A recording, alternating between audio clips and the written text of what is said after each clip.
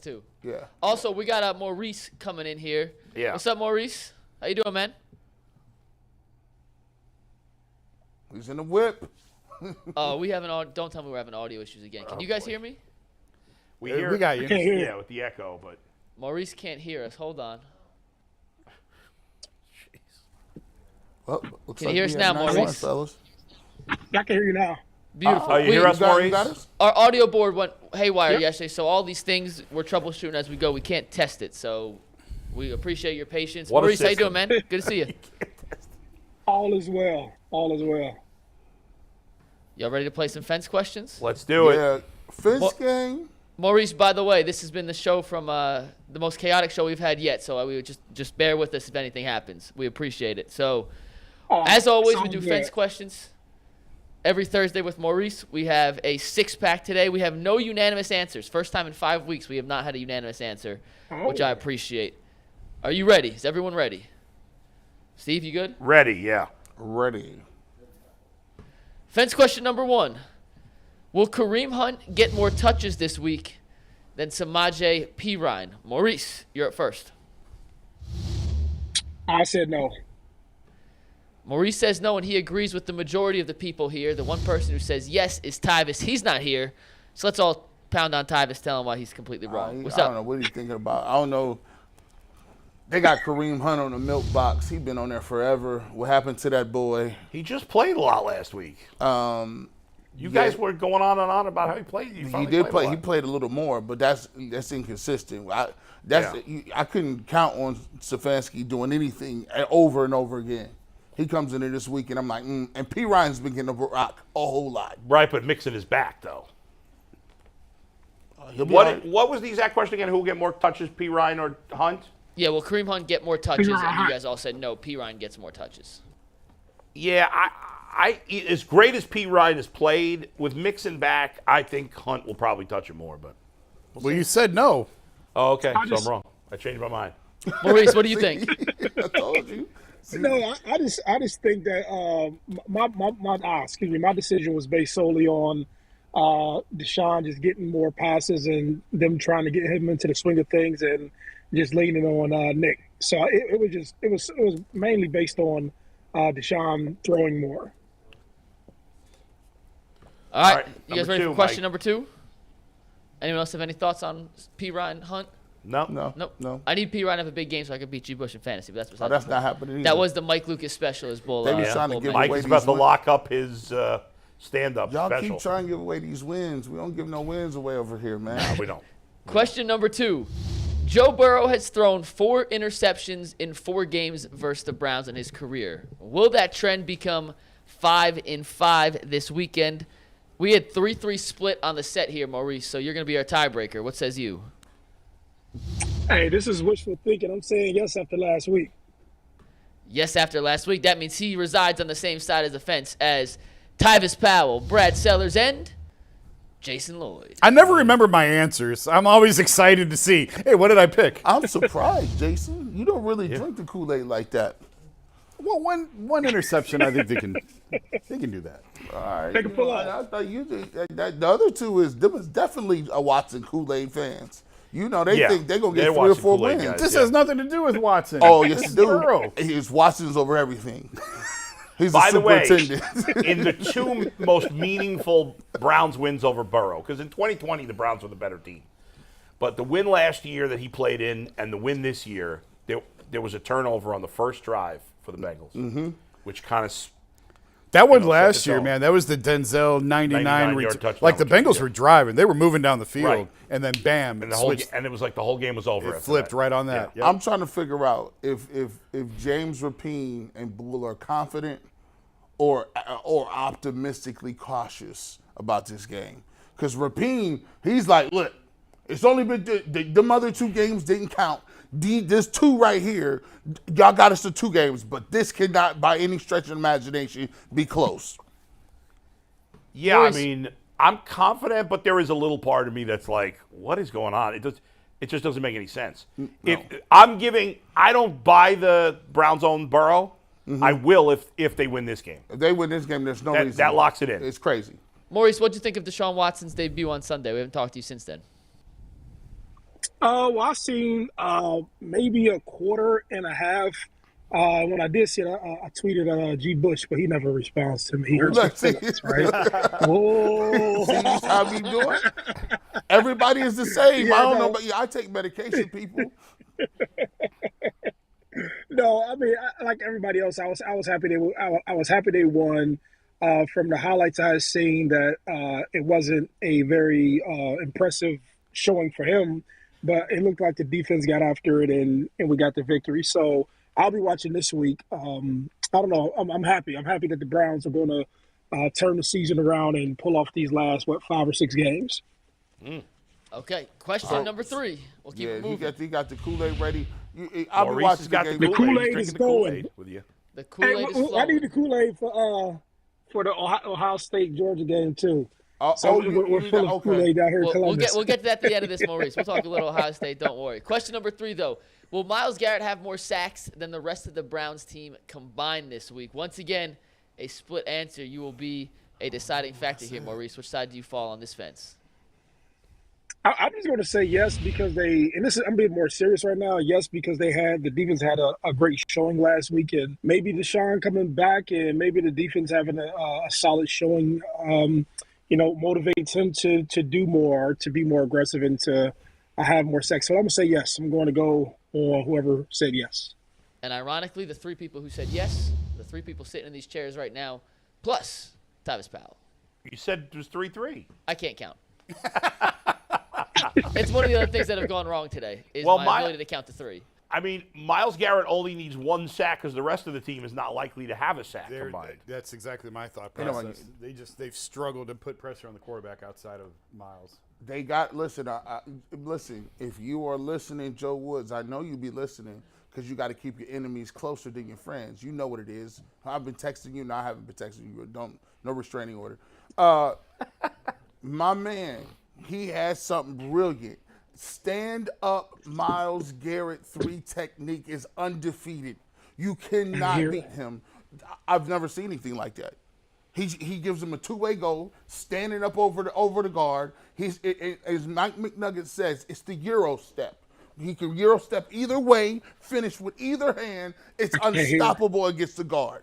They need to give you 3 more sessions like that, and then stack Clowney on that side, and then bring JOK off the weak side. It's tried and true. You can steal that. You don't have to give me credit for it. And you just run that 2-3 plays, you'll get you a big play. Come on, Joe Woods. Remix that. Bring that right back. We may or may not have lost Maurice, so stand by. Just another wrench thrown into today's thing. It's been a challenging day, but we're plowing through, baby. You cannot stop us. Let's go. Nothing can stop us. Car accidents, traffic, echoes, bad audio, bad video. Nothing can stop us here. All right, hold on. Maurice is back. Maurice, can you hear us now? I'm back. Yes. Yeah. Listen, just like Maurice, we will persevere through all these issues today. Good. For question number 4. Adjustments. Yeah, no, we appreciate you, Maurice. Will DPJ and Njoku combine for more receiving yards this game than Jamar Chase? That's a good question. Thank you. Maurice. I said yes. When you sent me this, I said yes, and I'm telling you, I just believe that Deshaun will be able to, or he's going out and trying to establish his identity within the offense, and that means you're passing the ball around. You probably don't have any favorites. You're going through all your reads. So I'm going to say yes. I would hope that this answer is right, so I'm just going to say yes. Maurice says yes. Defense does well. So does Jay. So does G, but no one else. G, you want to start? Yeah, see, Njoku coming back, that's a huge thing. Now you can control the middle of the field. Now you can get some of those other routes open because now you got somebody in the middle field that you can throw the ball to. And DPJ, I think he's going to be a player, real talk. Like, here's the thing about medium players. Medium players, it's like guys who are batting their 8th and 9th in the order. You know what I'm saying? They get a couple hits. All of a sudden, they get on base. They steal a couple base. All of a sudden, they think they like a 4 or 5 player. Like, your confidence gets up. When you run a kickback, you done had the best year of your life. Deshaun Watson is coming back. You like, man, this is about to be great. Donovan Peoples-Jones looks at the Bengals secondary and be like, my man ain't even better than me. That's how he feel right now, bro. He can't, he's just got. Wait, Go ahead, Maurice. Yeah, no, but he will get better matchups. You know, when you have in coverage being rolled away from you, you get better matchups when the quarterback comes to the line. You know, it's all about saying, okay, where's coverage at and who has the mismatch on them. And not to say that anybody is bad for the Bengals offense, but chances are your second, third, and fourth options are going to have the coverage that is going to be more favorable to a quarterback completing the pass than your first option, right? Mm-hmm. So I'm just assuming I'm building on the same thing you're saying, and you know, like you said, with Njoku being able to run down the middle of the field, and you have more coverage that's true to form, or more of a base defense back there. You know, other guys get they get the defensive look that they need in order for Deshaun to make the pass. So that's why I say yes. There's a couple of reasons why I think Chase will have more yards. One, obviously, you know, the Bengals go to him often, and he's fresh, coming off a few straight weeks where he didn't play. And then last week he had, I think, 90-something yards. But here's a big thing that probably a lot of people don't know. The Bengals are the number one team in the NFL in least amount of yards after catch. The Bengals give up less yak yards than any team in the NFL, which tells you that even if Donovan Peoples-Jones and Njoku catch the ball, they're probably going down right away. The Browns are one of the worst teams in the league in giving up yak yardage. And so Jamar Chase, you miss the first tackle on him, he might break at 80 yards. He's much more likely to have a big play than DPJ or Njoku are, and ultimately that's why I went with that. Yeah, that's really good reasoning, obviously. I just looked at it like, I think Deshaun Watson's going to be better, obviously, than what he was. But that's part how of it, can you too. have faith that he's going to be able to stand in the pocket and deliver? Right. I think it's going to be longer of a period to get him reacclimated than maybe we thought. I think he's going to be better, but I don't know that we're going to see the Deshaun everyone expected to see that fast. Right. If you combine Deshaun, who in his career is an extremely accurate quarterback, Right. but at the moment is an inaccurate quarterback with a team that tackles well, that's a bad combo for a lot of receiving yards. I think he's going to look a lot better Sunday. Sure. But I don't think he's going to Still be long way- no. peak Deshaun. Right. And I think there's two concern areas as I go back and watch that all 22 film. The Browns were pressured 40% of the times against the Texans. Jedrick Wills and Conklin are not playing good football. I mean, they are getting beat way too quickly, especially coming off the edges. It just seems like Jedrick Wills doesn't even know where he's at half the time. And the Bengals got two ends And they got playing two well. ends playing well. If they get pressure on a quarterback that has just gotten into the swing of things, is trying to find his rhythm, it's going to be all bad.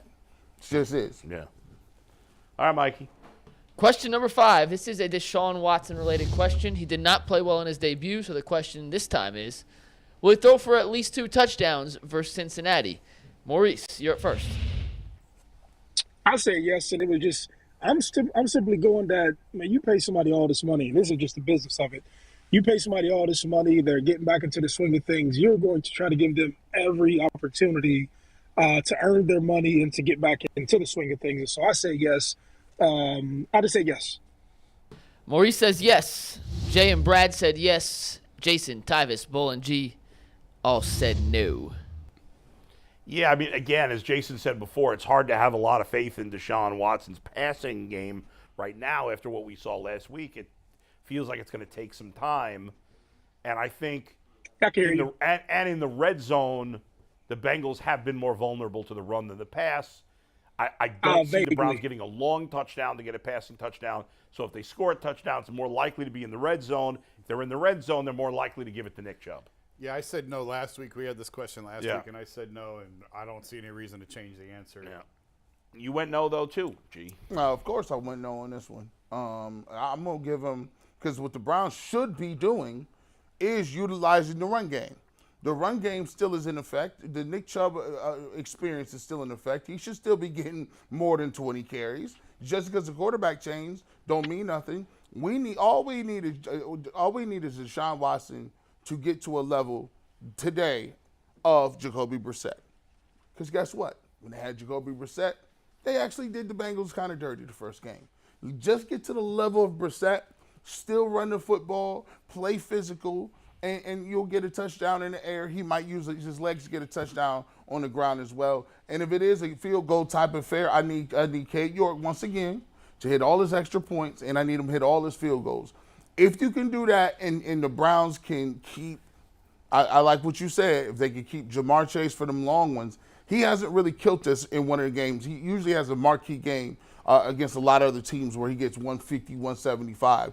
Last year, he didn't have a really good game, dropped a few passes against the rookie Newsome.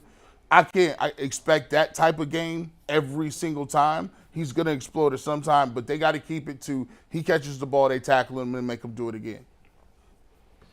John, All right, Mike, yes. Question number 6, last one, then we'll talk a little Ohio State with Maurice for 1 sec. The question is, will either team, Bengals or Browns, score a touchdown of at least 45 yards on Sunday? It did not happen in the first matchup, but it has happened in previous ones. Maurice, what say you? No. I said 0. I said no. He says no. He agrees with Jay and Tyvis, which means the 3 of you on the set all said yes, there will be. Why? Just big playability, certainly by the Bengals on the Bengals side of things. They've got obviously those playmakers at wide receiver. I don't think it's outlandish to think that they pop a big one given the problems that the Browns have had in the secondary off and on. And who knows? Nick Chubb could get loose on a long run. Normally I go against things like this, but call it a gut feeling. Yeah. Jamar Chase has more 45-yard touchdowns than any player, in 45-yard plus touchdowns than any player in football since the start of last season. So when you get over the 50-yard line, that's where you can start to see the Browns receivers kind of come into play. Can you imagine?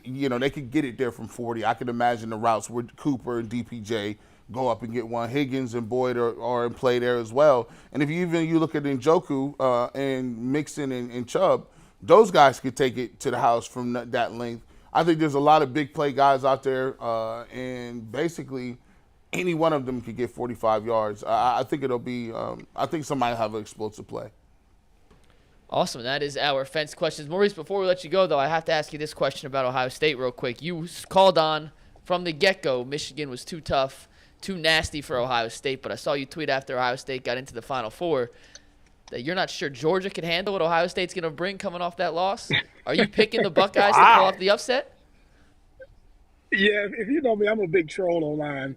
All I do, I troll people and play around online with people all day. But, it's a tall order to beat Georgia. And this is me being a little bit more serious.